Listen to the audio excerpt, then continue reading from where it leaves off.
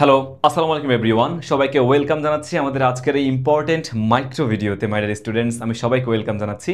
কেন important? Because আমি আজকের এই ছোট ক্লাসে তোমাদের প্রিটেস্ট প্রিপারেশনটা কিভাবে সম্পূর্ণ করতে হবে সেই জিনিসটা নিয়ে কথা বলবো। তোমাদের প্রিটেস্ট পরীক্ষা কিন্তু অত্যন্ত ইম্পর্টেন্ট একটা এক্সাম। এই এক্সামে ভালো করলে হয়তো বা টেস্ট পরীক্ষা তুমি দিতে পারবা। সো তোমার হাতে এখন পর্যন্ত মাত্র 15 থেকে 16 দিন সময় বাকি আছে। সো এই 15 থেকে 16 দিন সময় তুমি কিভাবে কাভার আপ করবা, কিভাবে কাজে লাগাবা সেই জিনিসটা নিয়ে আমি কথা বলবো, এবং তোমাদের ইংরেজি প্রস্তুতি কিভাবে এই 15 দিনের মধ্যে সম্পূর্ণভাবে সম্পূর্ণ করবা সেটা আমি তোমাদেরকে আজকে এই ক্লাসে বলে দিব। সো ভিডিওটা না টেনে পুরো সময় জুড়েই থাকবা ভাইয়ের সাথে। তোমার ইংরেজি প্রস্তুতিকে যদি আরও ভালো করতে চাও, ডেফিনেটলি এই ভিডিওটা তোমাকে অনেক অনেক বেশি হেল্প করবে। সো শুরু করছি আমাদের আজকের এই ছোট ক্লাসটি। এই ক্লাসে ভাইয়া তোমাদের ইংরেজি সিলেবাস শেষ করবে কিভাবে সেটা নিয়ে কথা বলবো।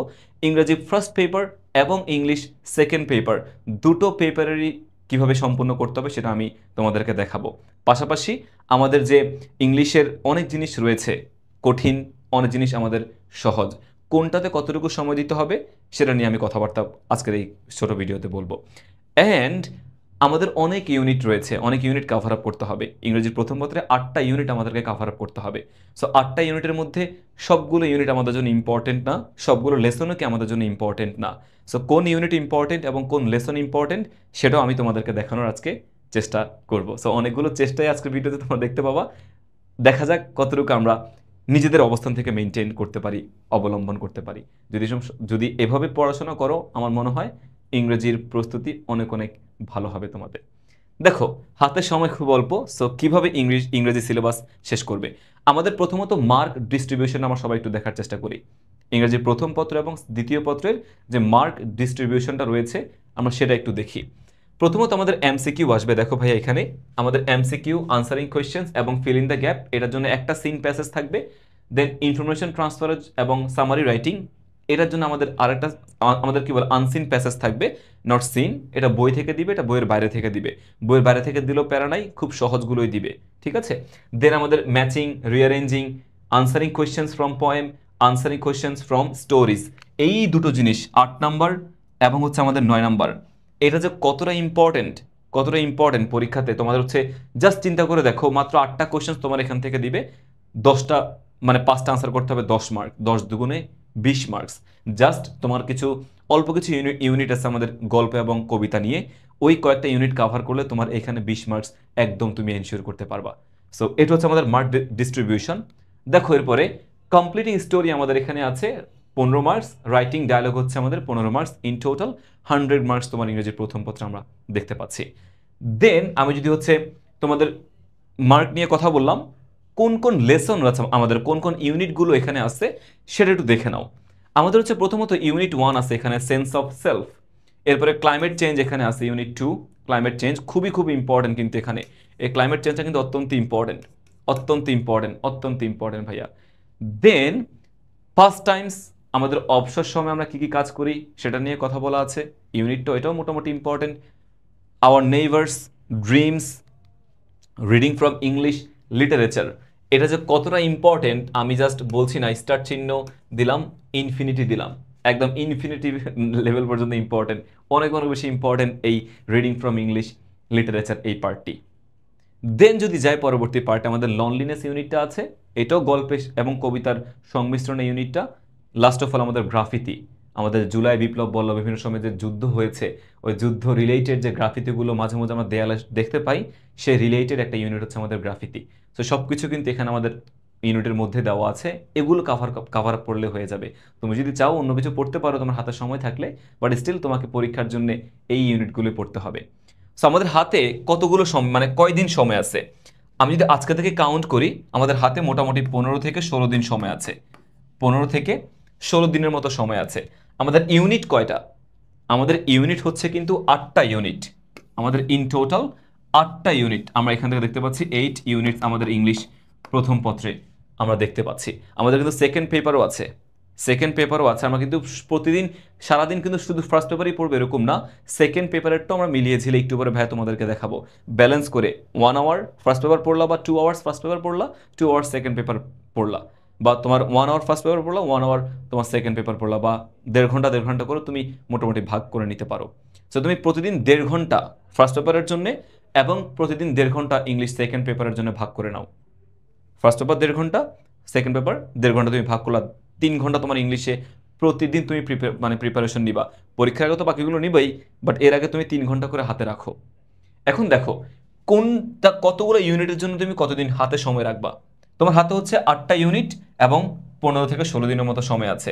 সো আমাদের রাইটিং পার্টও আছে, খেয়াল করতে হবে ভাই, আমাদের কিন্তু রাইটিং পার্টও আছে এখানে।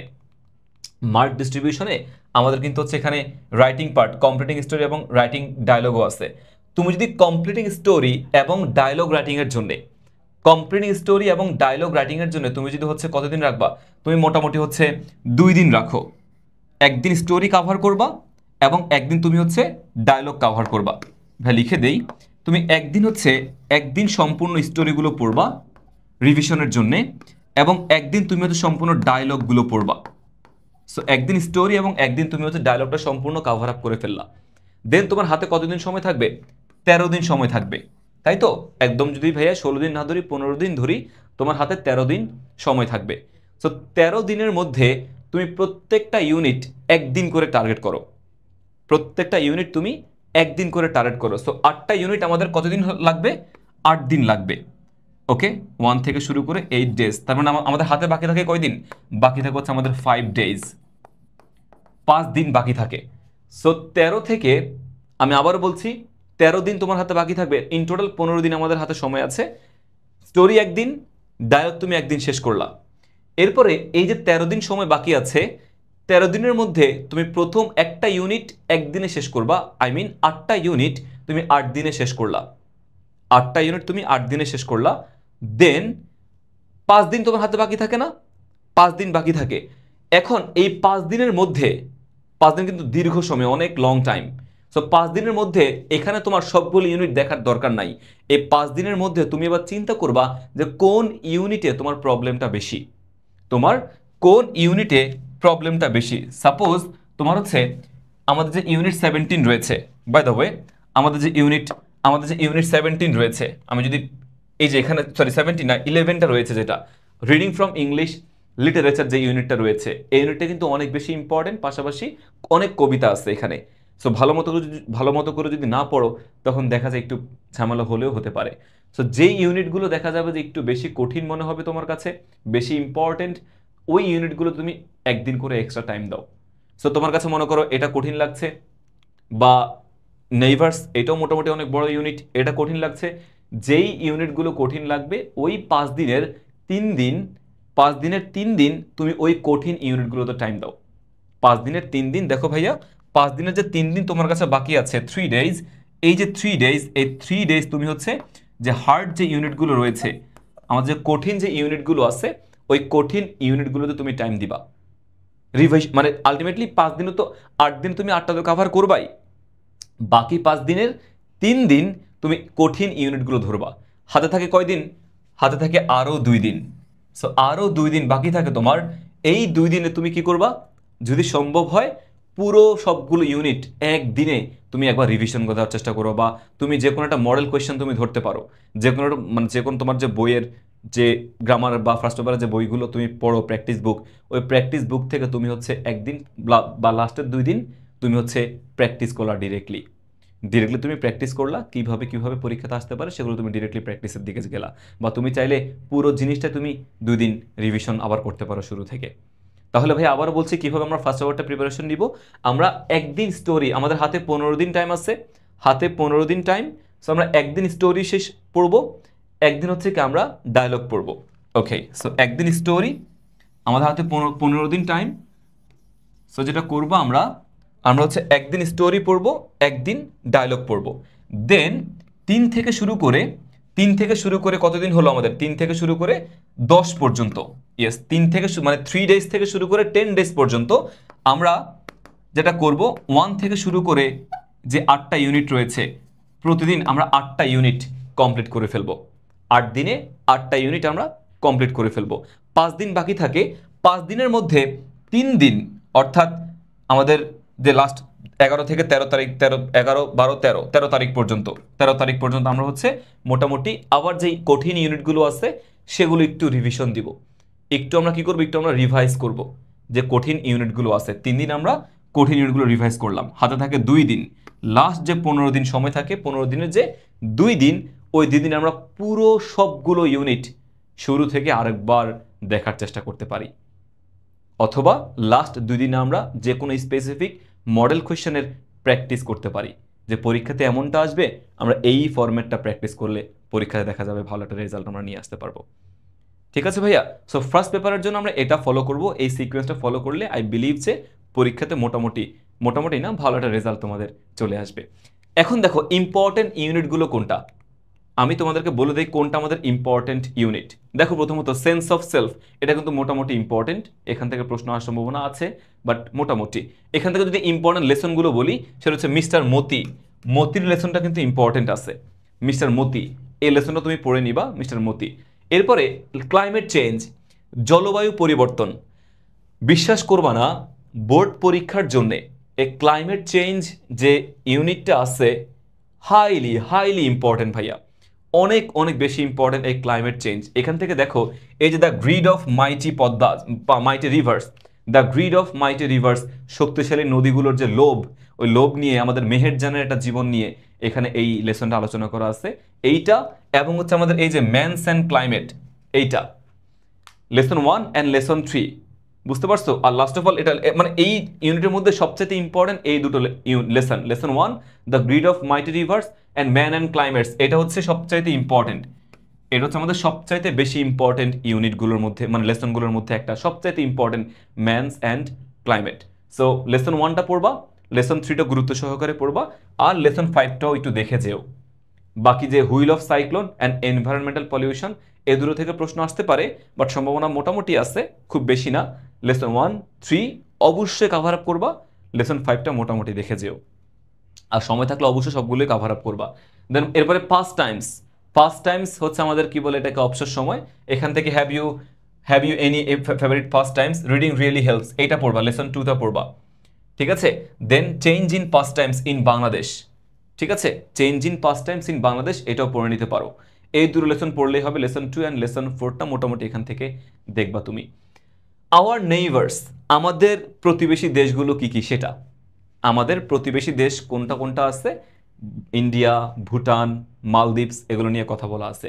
এর মধ্যে সবচেয়ে ইম্পর্টেন্ট হচ্ছে আমাদের এই মালদ্বীপের লেসনটা সবচেয়ে ইম্পর্টেন্ট, মালদ্বীপের লেসনটা সবচেয়ে ইম্পর্টেন্ট, নেপালটাও ইম্পর্টেন্ট। মালদ্বীপ নেপালটা সবচেয়ে ইম্পর্টেন্ট, ইন্ডিয়া নিয়ে আসার সম্ভাবনা এই মুহূর্তে একটু কম, সো আমরা মালদ্বীপ নেপাল পড়লে হবে। ভুটানটাও পড়ে যেও। শ্রীলঙ্কা এবং ইন্ডিয়া নিয়ে মোটামুটি এখন না জানলেও চলবে, আমরা জাস্ট এই 3টা লেসন পড়বো, নেপাল, মালদ্বীপস এবং হচ্ছে আমাদের কি Bhutan, the land of happiness. So এই 3টা লেসন হাইলি ইম্পর্টেন্ট, পড়ে যেতেই হবে। বিশেষ করে মালদ্বীপসটা কোনোভাবে যাতে মিস না হয়, মালদ্বীপসটা কিন্তু অনেক অনেক বেশি ইম্পর্টেন্ট, এটা ভাইয়া অবশ্যই পড়ে যেতে হবে। লেসন 1, এরপর আমাদের ড্রিমস যে ইউনিটটা আছে, ড্রিমস ইউনিটের মধ্যে আই হ্যাভ এ ড্রিম, এটা আসলে কোনোটাই বাদ দেওয়া যাবে না। আই হ্যাভ এ ড্রিম এখানে তেমন কিছু নাই, ভাইয়া। দেখো এখানে what I dream to be, এখানেও তেমন কিছু নাই। এখানে দে হ্যাড ড্রিমস, এইটা এবং এইটা লেসন 3 অ্যান্ড 4টা পড়ে যেতে হবে। ঠিক আছে? প্রীতিলতা মজুমদার, ওয়াদেদার অ্যান্ড হচ্ছে আমাদের দে হ্যাড ড্রিমস, আমাদের যে জহির রায়হান নিয়ে সেকেন্ড লেসনটা, সেটা নিয়ে আমরা একটু ভালো মতো দেখতে হবে। সো লেসন 3 অ্যান্ড লেসন 4টা এখান থেকে কাভার আপ করবা। এরপরে যদি চলে যায় ইউনিট 11, সত্যি কথা বলতে এখানে কিছুই বাদ দেওয়ার মতো নাই, কিছুই কিন্তু বাদ দেওয়ার মতো একদমই নাই। যতগুলো কবিতা আছে এখানে 5টা কবিতা আছে, books, to mothers remember, the sands of Dee, time you old gypsy man, stopping by woods on a snow evening, এগুলো কিন্তু সবগুলো ইম্পর্টেন্ট।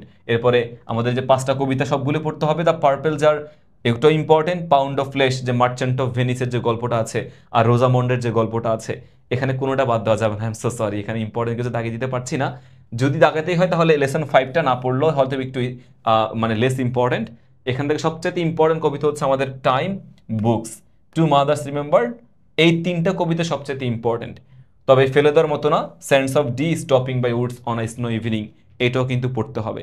আমি জাস্ট মোর ইম্পর্টেন্টটা লাগিয়ে দিচ্ছি, কিন্তু তোমার কোনোটা আসলে এখান থেকে ফেলে দেওয়ার মতো না। দেন গল্প দুটোর মধ্যে এই যে পাউন্ড অফ ফ্লেশটা বেশি ইম্পর্টেন্ট।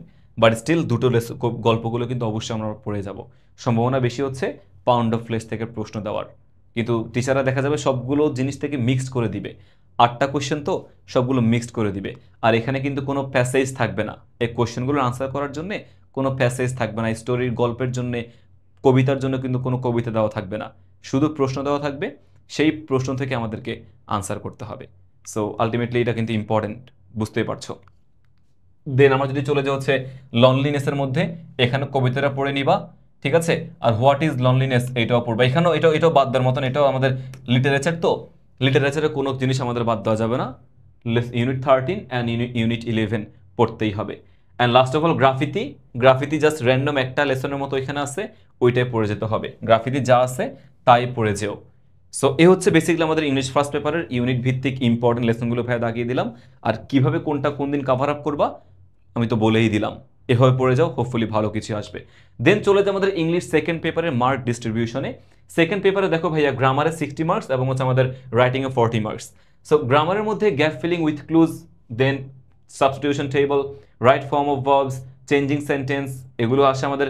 চেঞ্জিং সেন্টেন্সের মধ্যে কিন্তু ভয়েস নাই, ডিগ্রিও নাই। ডিগ্রি জানতে হবে, এই যে অ্যাফার্মেটিভ থেকে নেগেটিভটা আছে না, ওইখানে ডিগ্রিটা ইনক্লুড করে দেয়। সো আলটিমেটলি ডিগ্রি জানতে হবে, তবে ভয়েস না জানলেও চলবে।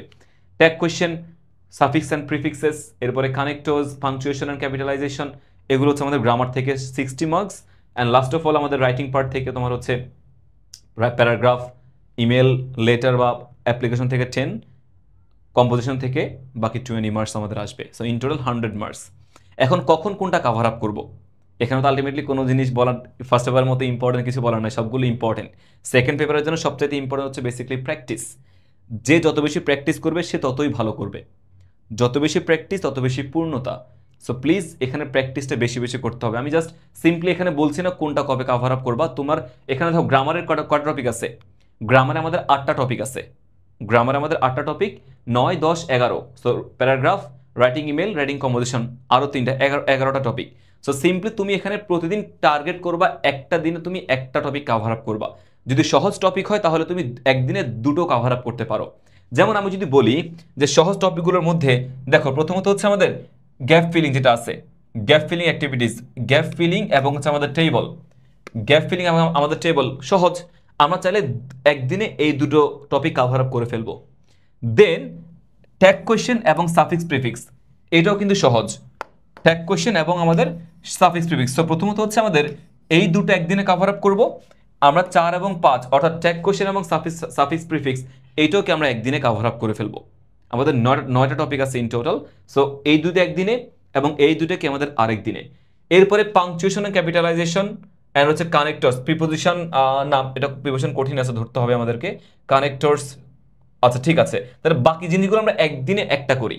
যেমন প্রিপোজিশন একদিনে করব, কানেক্টরস একদিনে, পাংচুয়েশন হচ্ছে আমাদের আরেক দিনে। সো কয়দিন হলো? 3 দিন।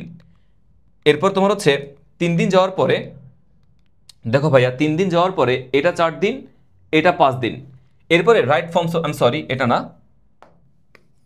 এটা হবে, এই দুইটা এখানে এক হবে। সো এই দুইটা একদিন, দেন এইটা একদিন, 2 দিন, এটা হচ্ছে 3 দিন।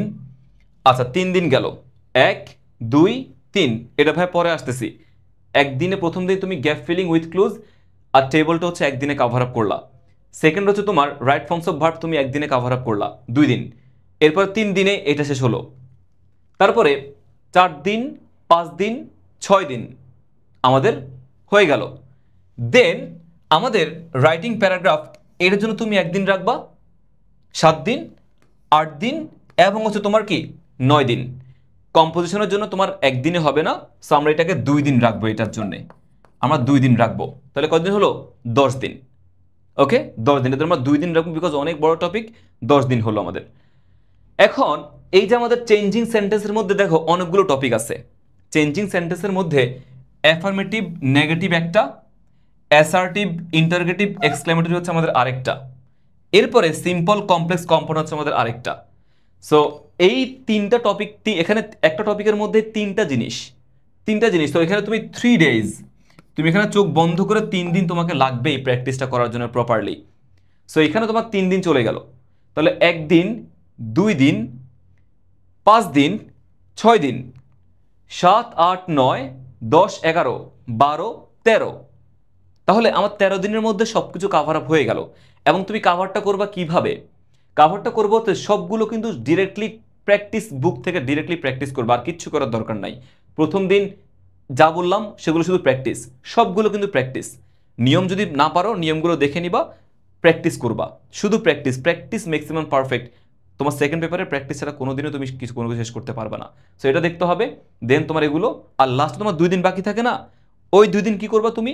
ওই দিন তুমি চাইলে আরো সম্পূর্ণ পুরোটাই একটা মানে যে কোনো একটা স্কুল, যে কোনো একটা বোর্ড কোয়েশ্চেন পুরোটা তুমি নিজে নিজে পরীক্ষা দাও। ফার্স্ট পেপারের জন্য সেম 2 দিন হাতে রাখলা, সেকেন্ড পেপারের জন্য কি সেম তুমি 2 দিন হাতে রাখলা, 13 দিন। বাকি লাস্টের 2 দিন তুমি ডিরেক্টলি যে কোনো বোর্ড কোয়েশ্চেন বা যে কোনো তোমার হচ্ছে স্কুলের যে কোনো জিনিস তুমি প্র্যাকটিস করে ফেললা। সো এই হচ্ছে বেসিক্যালি আমাদের পুরো প্রিপারেশন গাইডলাইন। আমার কাছে মনে হয় তুমি যদি এই জিনিসটা ভালো মতো করে মেনটেন করতে পারো, মেনে চলতে পারো, ভাগ ভাগ করে যেভাবে বললাম ওই ভাগ অনুযায়ী যদি প্র্যাকটিসটা করো, তাহলে হোপফুলি তোমার ডেফিনেটলি অনেক ভালো ভালো রেজাল্ট তোমরা সবাই করতে পারবা। ঠিক আছে? সো হয়তোবা একটু বড় হয়েছে গাইডলাইন্স ভিডিও, বাট স্টিল তুমি যদি 15 থেকে 20 মিনিট সময়টা কাটিয়ে ভিডিওটা দেখে থাকো, আই বিলিভ যে তোমার জন্য ভালো কিছু হবে, তোমার পরীক্ষাতে ভালো কিছু তুমি আনতে পারবা। সো শেষ করছি, তোমাদের ইংরেজি প্রস্তুতি অনেক অনেক ভালো হোক, অনেক অনেক সুন্দর হোক, দারুণ হোক, এই কামনায় আজকের এই ভিডিওটি বা ক্লাসটি শেষ করছি। দেখাবো অন্য কোনো ভিডিওতে। সবাই অনেক অনেক ভালো থাকো, সুস্থ থাকো, অ্যান্ড ভাইয়ের জন্য দোয়া করো। আল্লাহ হাফেজ, আসসালামু আলাইকুম।